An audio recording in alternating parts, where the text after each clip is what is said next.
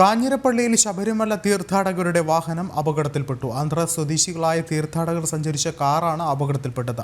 നിർത്തിയിട്ടിരുന്ന ലോറിക്ക് പിന്നിലേക്ക് തീർത്ഥാടകരുടെ കാറ് ഇടിച്ചായിരുന്നു അപകടം. കൂടുതൽ വിവരങ്ങളുമായി മിഥുൻ അയ്യപ്പൻ ചേരുന്നുണ്ട്. മിഥുൻ, എപ്പോഴാണ് അപകടം സംഭവിച്ചത്?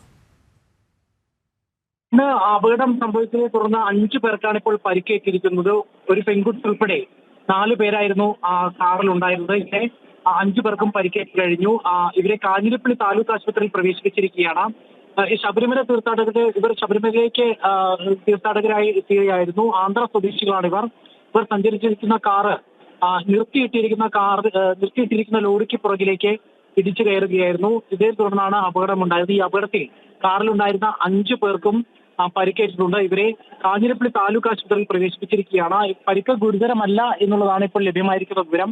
ഏതായാലും നിരന്തരമായി ഇത്തരം അപകട വാർത്തകൾ ഉണ്ടാകുന്ന ഒരു സാഹചര്യം ഉണ്ടായിക്കൊണ്ടിരിക്കുകയാണ്. ശബരിമല തീർത്ഥാടനവുമായി ബന്ധപ്പെട്ട് അയ്യപ്പന്മാർ സഞ്ചരിക്കുന്ന വാഹനങ്ങളും ഇത്തരത്തിൽ അപകടത്തിലിടുന്ന ഒരു സാഹചര്യമുണ്ട്. അപകട വളവുകളിൽ അതുപോലെ തന്നെ അപകട മേഖലകളിൽ കൂടുതൽ കരുതൽ ഉണ്ടാകുമെന്നുള്ള നിർദ്ദേശമെല്ലാം നൽകിയിരുന്നു.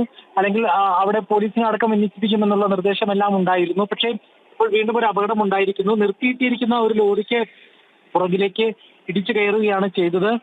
ഡ്രൈവർ ഉറങ്ങിയതാകാം കാരണം എന്നുള്ള പ്രാഥമിക നിഗമനത്തിലാണ് ഇപ്പോൾ എത്തിച്ചേർന്നിട്ടുള്ളത്. കൂടുതൽ പരിശോധന നടക്കുന്നുണ്ട്. പക്ഷേ പരിക്കുകളൊന്നും ഗുരുതരമല്ല എന്നുള്ളത് കൂടുതൽ ആശ്വസിക്കാവുന്ന ഒരു വസ്തുതയാണ്.